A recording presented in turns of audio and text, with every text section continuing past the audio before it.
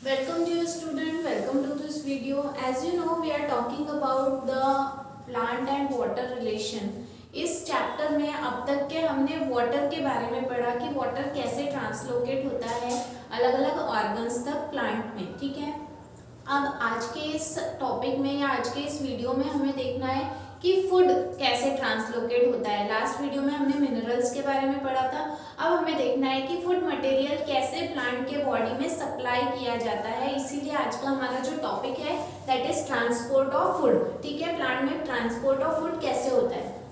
सबसे पहले प्लांट को फूड की क्या जरूरत है। जैसे कि हमें पता है कि प्लांट भी एक लिविंग ऑर्गेनिज्म है और उसमें भी कई प्रकार की डिफरेंट एक्टिविटीज होती है।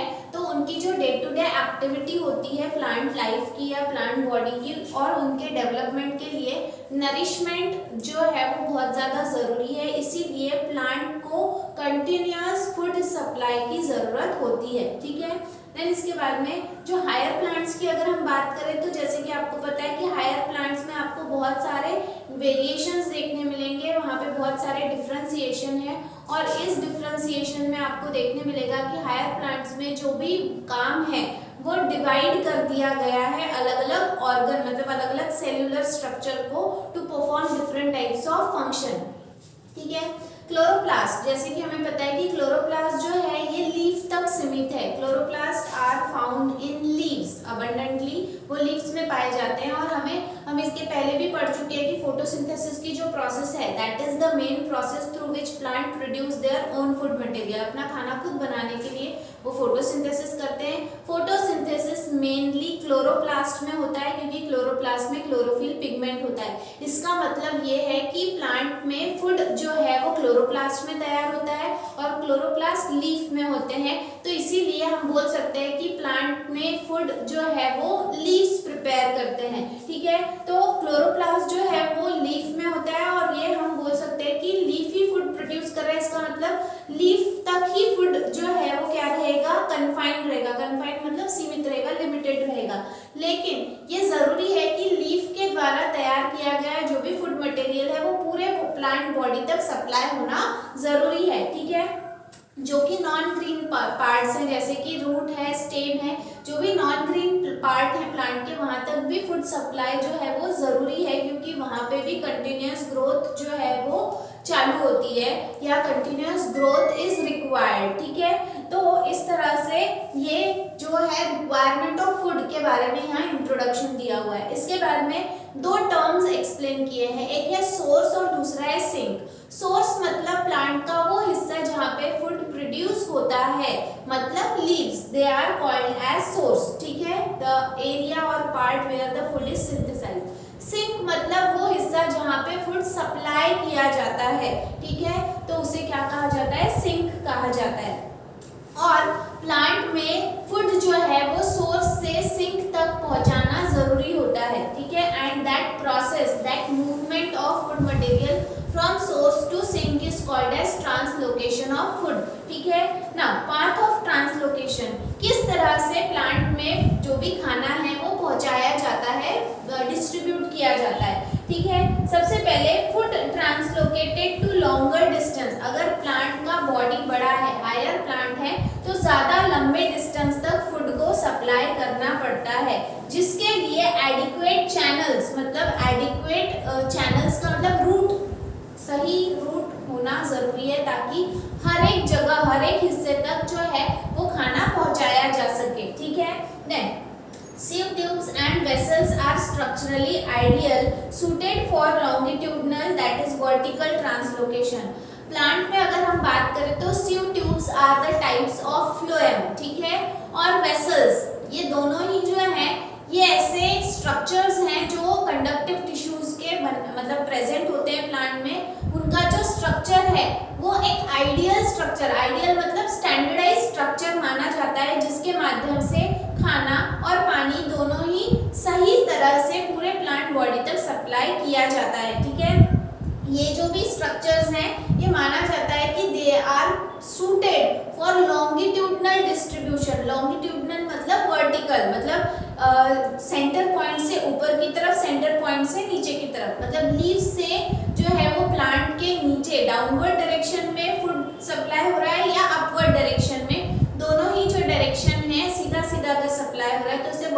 एक्सियल ट्रांसपोर्ट कहा जाएगा या ट्रांसलोकेशन कहा जाएगा या फिर लॉन्गिट्यूडनल ट्रांसलोकेशन। तो ये माना जाता है कि जो भी सीयू ट्यूब्स हैं और वेसल्स हैं, इनका जो स्ट्रक्चर, नेचुरल स्ट्रक्चर है, वो कहीं ना कहीं हेल्प करता है इस ट्रांसलोकेशन में। ठीक है, then the ringing experiment, structure and distribution of phloem, chemical analysis of phloem sap and use of isotope 14C clearly point out that the phloem tissue is primarily responsible for flow of food in longitudinal downward direction। मतलब ringing experiment perform किया गया है to show कि phloem ही वो structure है जो downward direction में खाना पहुंचाता है। इसके अलावा फ्लोएम का स्ट्रक्चर, उसका डिस्ट्रीब्यूशन, किस तरह से वो डिस्ट्रीब्यूटेड है, मतलब कहाँ कहाँ पे प्रेजेंट होता है प्लांट में। इसके अलावा केमिकल एनालिसिस, फ्लोएम का केमिकल एनालिसिस किया गया, स्टडी किया गया। उसके अलावा फ्लोएम का जो मतलब फ्लोएम के सैप का केमिकल एनालिसिस किया गया और आइसोटोप 14C का इस्तेमाल करके ये सारी चीज़ों को जब उसकी जांच पड़ताल की गई तो ये कहीं ना कहीं साबित हुआ है कि फ्लोएम ही वो स्ट्रक्चर है जो प्लांट में डाउनवर्ड डायरेक्शन में फूड को सप्लाई करता है। ठीक है, देन हॉरिजॉन्टल, दूसरा जो पार्ट है या दूसरा जो टाइप ऑफ ट्रांसलोकेशन है वो है हॉरिजॉन्टल। हॉरिजॉन्टल मतलब लैटरल, साइडवाइज। ठीक है, तो हॉरिजॉन्टल ट्रांसलोकेशन जो है वो भी फ्लोएम से ही होता है, लेकिन दो पाथ है इसके, या तो फ्लोएम टू पीथ या फिर फ्लोएम टू कॉर्टेक्स। ठीक है, तो ये दोनों ही जो है ये कैरी आउट होता है with the help of medullary rays. जो भी स्ट्रक्चर है, अगर आप स्टेम का या रूट का स्ट्रक्चर देखोगे तो वहाँ पे मेड्यूलरी रेज होते हैं, बीच बीच में कुछ स्पेशल सेल्स होते हैं जो एक रे लाइक स्ट्रक्चर बनाते हैं, इसीलिए उन्हें मेड्यूलरी रेज कहते हैं। तो फ्लोएम जो है वो साइडवाइज जो भी खाना पहुंचाता है वो मेड्यूलरी रेज के माध्यम से पहुंचाता है। दो बात है, एक या तो फ्लोएम उसे डायरेक्ट पीथ मतलब एकदम सेंटर एरिया, जो भी स्ट्रक्चर है प्लांट का उसका बिल्कुल बीच का हिस्सा, वहां तक अगर पहुंचा रहा है, या फिर कॉर्टेक्स मतलब जो भी बाहर का जो गिर्द होता है, मतलब जो आपने देखा वो बार्क होता है, बार्क मतलब पेड़ का जो छिलका होता है, छाल होती है, उसके अंदर के जो सेल्स हैं वहां तक अगर पहुंचा रहा है, that is called as cortex. ठीक है, then food is always translocated in the form of sucrose. Food जो है वो हमेशा सुक्रोज के फॉर्म में ट्रांसलोकेट किया जाता है, जो इजीली डिसॉल्व होता है वाटर में। ठीक है, जैसे कि हमें पता है कि plant prepare their own food material in the form of glucose, that glucose is converted into sucrose या फिर इजीली डिसॉल्व फॉर्म है। ठीक है, तो वो पानी के साथ में डिसॉल्व होके उस फॉर्म में ही ट्रांसलोकेट होता है, and always along the concentration gradient from source to sink. कैसे सप्लाई होता है? कॉन्सेंट्रेशन ग्रेडियंट के माध्यम से। एक जगह हायर कॉन्सेंट्रेशन है, एक जगह लोअर कॉन्सेंट्रेशन है, it will move from its higher concentration area to lower concentration area. ये जो फर्क होता है इसकी वजह से ही फूड सप्लाई होता है ना। दोनों हमें पार्ट जो है वो देखने हैं, पहला है वर्टिकल ट्रांसलोकेशन और उसके बाद में है लैटरल ट्रांसलोकेशन। वर्टिकल ट्रांसलोकेशन का मतलब होता है कि जब फूड जो है वो डाउनवर्ड डायरेक्शन में, लीफ से डाउनवर्ड डायरेक्शन में सप्लाई किया जाता है स्टेम तक या फिर रूट तक, उसे कहा जाता है vertical translocation. Also occur in upward direction, सिर्फ नीचे ही फूड नहीं पहुंचाया जाता, इस माध्यम से ऊपर की तरफ ही ऊपर की तरफ भी जो है वो फूड सप्लाई किया जाता है। मतलब लीफ जहाँ पे, अगर suppose leaf is on the centre, बीच में है, तो वो लीफ से फूड ऊपर की तरफ भी सप्लाई हो सकता है और नीचे की तरफ भी सप्लाई हो सकता है, और ये दोनों ही जो सप्लाई है that is called as vertical translocation. ठीक है, जो भी अपवर्ड डायरेक्शन में फूड कब सप्लाई होता है, कुछ खास एक्टिविटीज होती हैं, जैसे कि सीड जर्मिनेशन जब हो रहा है तब, बल्बिल्स फॉर्म हो रहे हैं या बल्बिल्स में इस तरह का ट्रांसलोकेशन होता है, कॉर्म अगर फॉर्म हो रहा है, ये हम सब 11th में पढ़ चुके हैं, बल्बिल क्या होता है, कॉर्म क्या होता है। ठीक है, तो ऐसे फॉर्मेशन के दौरान जो है वो अपवर्ड डायरेक्शन में फूड सप्लाई होता है। Then upward translocation is also from leaves to a growing point of stem.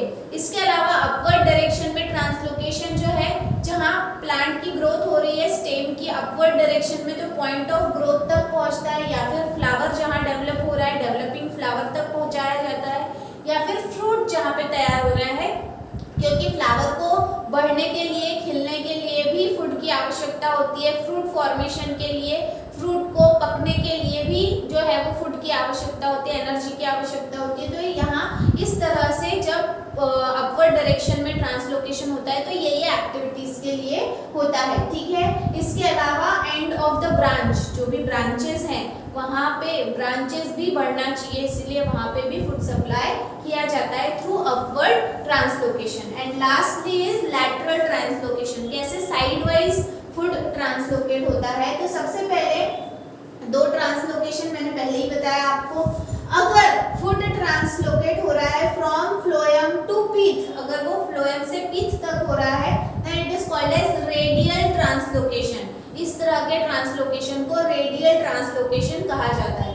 लेकिन अगर फूड ट्रांसलोकेट हो रहा है from phloem to cortex then it is called as tangential translocation. उसे क्या कहा जाता है? Tangential translocation. तो इस तरह से on the basis of the path ये दो प्रकार के हैं, ठीक है। देन इसके बाद में जैसे कि आप देख सकते हो कि जो भी मतलब लैटरल ट्रांसलोकेशन है वो बायलैटरल है, मतलब दोनों साइड में ट्रांसलोकेट, ऐसा नहीं है कि राइट टू लेफ्ट ही होगा, लेफ्ट टू राइट नहीं होगा। तो इस तरह से दोनों ही डायरेक्शन में ये फ्लोएम जो है वो फूड ट्रांसलोकेट कर सकता है। Then phloem sac contain mainly water and food in the form of sucrose. Mainly phloem के अंदर में आपको पानी और food in the form of sucrose मिलेगा, मतलब जब भी हम उसका स्टडी करते हैं तो water is along with sucrose, ठीक है। But sugar, amino acid and hormones are also transported through phloem. लेकिन सिर्फ सुक्रोज या पानी ही फ्लोएम के माध्यम से, मतलब डिसॉल्व फॉर्म में वाटर और सुक्रोज ही जो है वो ट्रांसलोकेट नहीं होता। इसके अलावा शुगर, अमीनो एसिड और कई सारे हॉर्मोन्स हैं जो फ्लोएम के द्वारा ट्रांसलोकेट किए जाते हैं। उसका थोड़ा सा अलग मैकेनिज्म है और वो मैकेनिज्म हमें पढ़ना है हमारे नेक्स्ट वीडियो में। तो आज के इस वीडियो में हमने देखा कि कैसे फूड ट्रांसलोकेट होता है। इसके दो बोल सकते हैं हम डायरेक्शन है, एक है वर्टिकल और दूसरा है हॉरिजॉन्टल। वर्टिकल में ऊपर या नीचे सप्लाई किया जाएगा और हॉरिजॉन्टल में लैटरली सप्लाई किया जाएगा। तो इस तरह से food is also the requirement of the plant growth, ठीक है। प्लांट ग्रोथ के लिए फूड जरूरी होता है और इसीलिए translocation of food is necessary. तो इस तरह से आज का हमने ये टॉपिक देखा। इसके बाद में है mechanism of supply of sugar, amino acid and hormone, वो हम देखेंगे हमारे नेक्स्ट वीडियो में। तो आज के लिए इतना ही। Till then thank you very much.